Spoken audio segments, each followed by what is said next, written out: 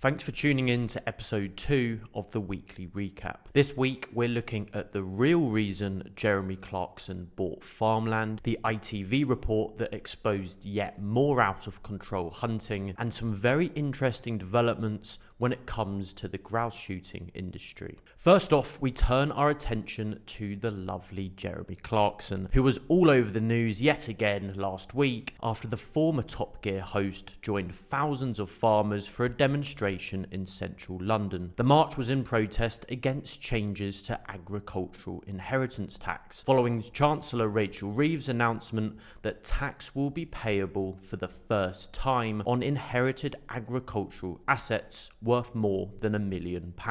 And during the protest, Clarkson was interviewed by the BBC's Victoria Derbyshire, where he said this. So it's not about you, it's not about your farm and the fact that you bought a farm to avoid inheritance tax? Classic BBC there, classic. Oh yeah, it's not the fact that I bought a farm to avoid inheritance tax. The fact. You told the Sunday Times in 2021 that's why you bought it. These people. Sorry? BBC. Okay, let's start from the beginning. Sure. I wanted a shoot, okay? That's even worse to the BBC. I wanted a shoot, which comes with the benefit of not having to pay inheritance tax. Now I do. But people like me will simply put it in a trust. And so long as I live for 7 years, that's fine. And as my daughter said, you will live for 7 years. You might be in a deep freeze at the end of it, but you will live for 7 years. But it's incredibly time-consuming to have to do that. And why should all these people have to do that?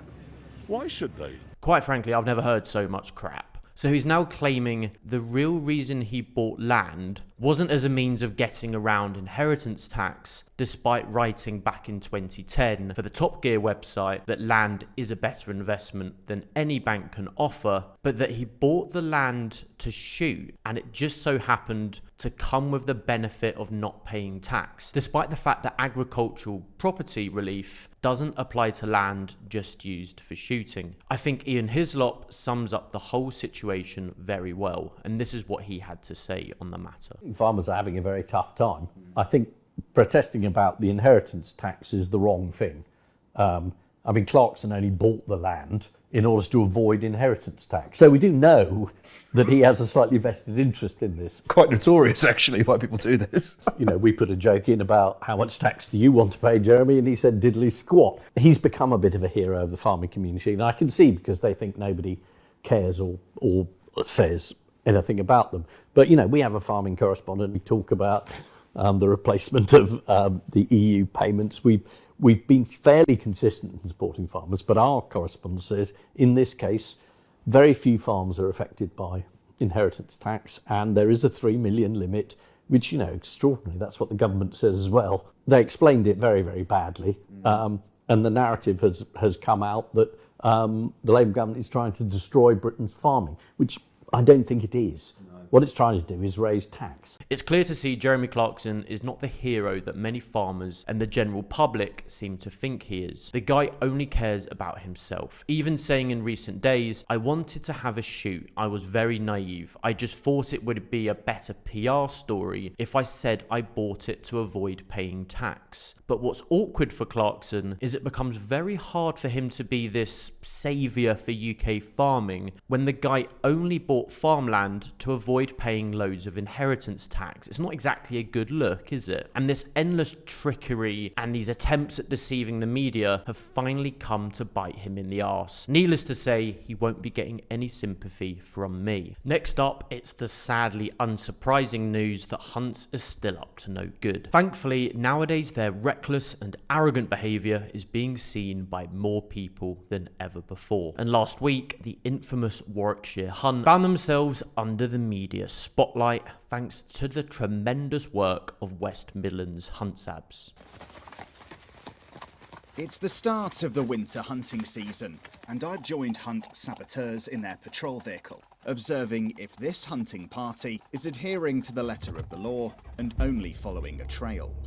But as we turn into a village, a fox is seen dashing around a housing estate, with pursuing hounds emerging seconds later. The saboteurs spring to action, to try and call the hounds off. So we see a fox running, clearly looking petrified, across the road and into a housing estate, which was going to be followed by the hounds, which we had to stop. How is that not hunting, and how is that acceptable? Then we use the spray, which masks the scents, and then the whip crack, which mimics what the hunters do to send the hounds back. So by doing this, we buy the fox seconds, if not minutes of time, which can mean the difference between life and death. We're also stopping the hounds from getting hit by cars. If Sabs weren't there, then the hounds would have gone onto the housing estate, where there's nowhere for the fox to hide. They would have killed it. Of course, this month marks 20 years since the ban on hunting was given royal assent. But it is shown in this report, and indeed the endless stream of reports posted online by hunt saboteur and monitor groups from all over the UK, fox hunting is very much alive and kicking. In fact, Protect the Wild's most recent annual report on hunting with hounds estimated a whopping 19,048 hunting days in the last season, with 41% of observed hunts seeing an incident of some kind, whether that be violence, antisocial behaviour, or the hunting of wildlife. We continue to fight hard for a proper ban on hunting, and I urge you, if you haven't already, to sign our petition, which I will leave under this video. And should you want to show West Midlands Hunt Sabs some love and some support, I've also left a link to their donation page too. Finally, it's the news that the group Wild Justice, headed up by Chris Packham, Dr. Ruth Tingay and Mark Avery, have launched a whole new petition on the government petition site calling for a ban on driven grouse shooting. And at the time of filming this particular video, the petition is already on an impressive 17,000 signatures in just a matter of days. No surprises then that the Countryside Alliance are throwing their toys out of the pram about it, laughably claiming Wild Justice are once again ignoring the science and evidence and totally disregarding the impact such a fundamental change in land use would have both on biodiversity in our uplands and the livelihoods of many. Honestly, you couldn't make it up, could you? Especially after months and indeed years of controversy over the activities of grouse shooting estates, particularly when it comes to the scale of illegal raptor persecution associated with the grouse shooting industry. Last month, an explosive undercover film obtained by the RSPB was released by Channel 4 News. A single shot. Then as darkness falls, congratulations for nolling killing a hen harrier, and one that is clean, without a tracking device, and that's the main thing.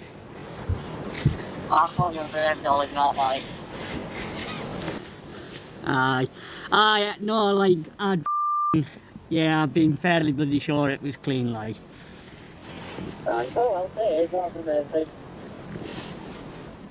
And if their words are anything to go by, yet another rare hen harrier shot by yet another criminal gamekeeper on yet another grouse moor.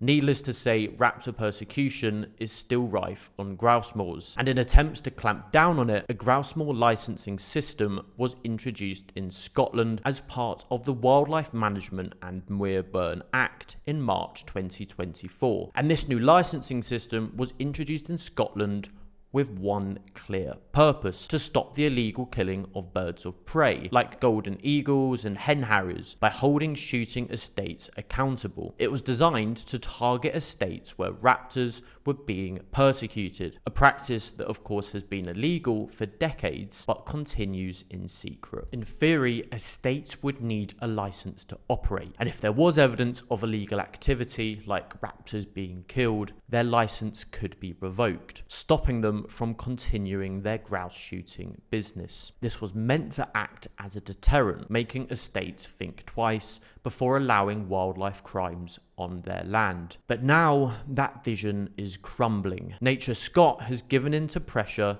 from wealthy landowners, watering down the law. Instead of covering whole grouse moors, estates can now decide themselves which areas the license applies to, which is as ludicrous as it sounds. That literally means vast parts of the land where most of the illegal killing obviously takes place won't be covered at all. This image, taken by Richard Cross and annotated by Dr. Ruth Tingay of Raptor Persecution UK, does a really good job in highlighting the absurdity of the situation. And this change literally couldn't come at a worse time. Just last week, Police Scotland reported a golden eagle disappearing over a grouse moor and an osprey being shot on the opening day of the shooting season. These crimes underpin exactly what the licensing system was designed to tackle. The powerful shooting lobby is clearly winning, and by weakening the new law, it's now even harder to enforce. Estates will avoid scrutiny, and the illegal killing of raptors will continue in areas where licenses conveniently don't apply. This isn't accountability, it's a free pass for those who want to exploit Scotland's wildlife. The reality is simple. Grouse shooting depends on eradicating predators, birds and mammals that are vital to the ecosystem. Licensing doesn't stop this, it legitimizes it. Licensing sanctions the mass killing of wildlife and habitat destruction, all for the sport of blasting away at red grouse. When biodiversity is collapsing and the climate crisis is accelerating, this industry is not only archaic but harmful. The truth is, licensing was never the answer. Stronger enforcement, better funding, and courts taking wildlife crimes seriously were needed, if not the outright closure